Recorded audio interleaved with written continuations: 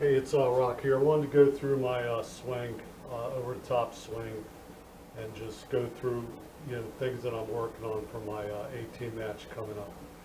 So I want to start with just the body configuration. So, when I'm standing here from the side view, like I'm really trying to get my shoulders to relax. So have my arms hanging straight down, trying to get, my chin, here up and kind of back, kind of like a boxer does.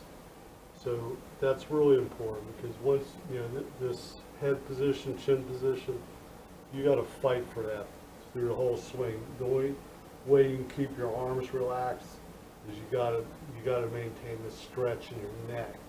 Okay, and you'll feel it. You put your head against the wall like this and stretch your top of your head like up, keep creeping it up as high as you can. And you'll feel your arms and your shoulders just relax at some point. And that's really what you need to maintain through the entire swing.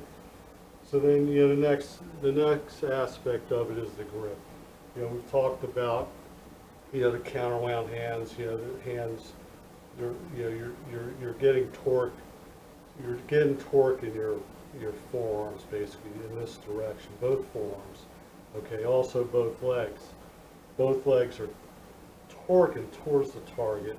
Both arms are torquing towards the target, so it's this way, okay? So how I do that with my grip is, it's basically your fingertips. You got 5 fingertips, but the way the human hand is designed, you either got the pincer fingertips or these 3 back here. You can only grip, these 3 or these 2, that's it. Okay, that's just how the human hand is designed. What you'll find is if you kind of arch your wrist this way, you get more pressure into these fingers. You don't need any pressure on these fingertips, the pincer fingertips during the golf swing, just these 3. And really, on the right hand, it's the minimum you need are these 2, because in an overlap grip, this pinky's kind of over top, so you don't really get, it's hard to get a lot into the pinky, but these 2 are where you're going to get the pressure, but you still got to sequence it, pinky ring, middle, pinky ring, middle, pinky ring, middle. That's how it works. And you can see as I arch my wrist, pinky ring, middle, you get more pressure, okay? So on the left hand, same thing, pinky ring, middle, pinky ring, middle, pinky ring, middle, okay? So that's how I get the pressure. Now the counterwound part of it is, I just, as I do that, I torque my forearms. So all your finger pressures are it's in your forearms. It's like how strong are your forearms, how muscular, how much do you do this? And your forearms will get stronger and better as you do it. So that's kind of my grip. So I set up, I get the counterwound, I'm stretching my chin away from my shoulders to get relaxed arms. I'm pushing those 4 pressure points away from my shoulders as far as I can. I still feel relaxed. So it's in Jacob's 3D lingo, it's you're applying negative beta. So it's negative beta this way. So if you're going to fling the club like up over this way, that's negative beta. If you're okay. So I'm pushing down this way, okay? So my forearms are torqued that way. That's called a positive gamma in Jacob's 3 lingo, where everything that you're applying that's towards the target is positive and everything away from the target is negative. So the only issue I have with his definition is, I want the negative beta. I wanted that to be positive beta because I don't think any golfer, when they're swinging the club, is trying to throw the club between their legs. It's true that when you're at setup, you're like this, and at impact you're like this, but that doesn't mean you're trying to do that. You're trying to push down. So that's a big concept. It's subtle, but it's very important for you to understand it. So it's a negative. So you got to push down, okay? Push down. I'm going to over-exaggerate it. So it's this way, okay? It's not this way. It's this way, okay? And you do it with you got to have your neck engaged, stretched. Everything's got to be activated up here for your arms to function like I'm talking about. Okay, now we'll get to the lower body. So lower body, I already said it. The pressure, the counterwound in your leg is towards the target. It's that way. Okay, positive gamma. So when you're swinging, you're going like this. You got to move this leg. It's got to move that way. And it might appear like this leg is going that way, but you can torque it going towards the target even though it's moving to the right. So that's a very difficult concept for me to really get my head around, understand, but that's the fact of how it works best was what I found. So you move this leg, I'm trying to torque it this way. This leg is pretty obvious, this thing's going to be torquing towards the target the whole time, right?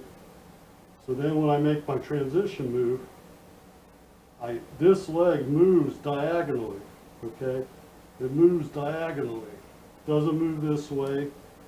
It moves diagonally until this foot plants.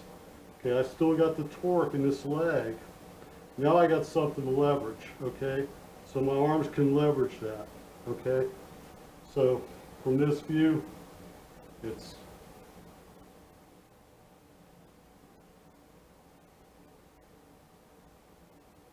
okay, so that's the leg move. That's the start of the swing. It's going to start from the ground up, from the legs. The legs have to make the first move.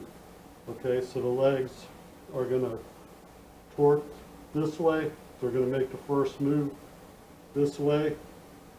Okay, that's as far as my legs can move, right?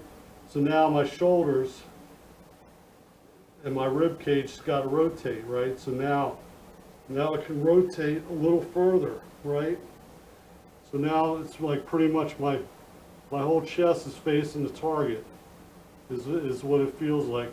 I'm still stretching my neck up, my chin up, back, and then I'm turning my head, and I'm keeping that for the whole swing. So I'm fighting to keep this neck lengthened for the whole swing, because if I don't keep it lengthened, then my shoulders are not going to stay relaxed. I'm not going to stay, supple. Okay, so it's legs, upper body, then the arms. Okay, and I'm pushing with my pressure points away. Bam. Okay, so the whole swing set up, getting my everything torqued up. Got the blood going into my forearms. My forearms feel strong because I'm pumping it. And then I start my swing. Pushing down, start my legs going. My legs reach the end of the range. Now my upper body is going. I'm pushing. Now I'm going to do my lateral move. My left leg plants. I'm leveraging that all the way through to the finish. Now the release move is, that I'm doing is called, slap hinge release. So it's release the club like this, okay? I don't want to drag the handle that way. I want to release. So I do that on everything. My sand shots, my putter, my driver, everything. It's called a slap hinge release. The reason you want to do the slap hinge release is the design of the club. You know, the leading edge here, if you just try to drag the handle through, the leading edge will just dig into the ground. You're not going to hit good shots. Your body's going to know that you're doing something that's not really good.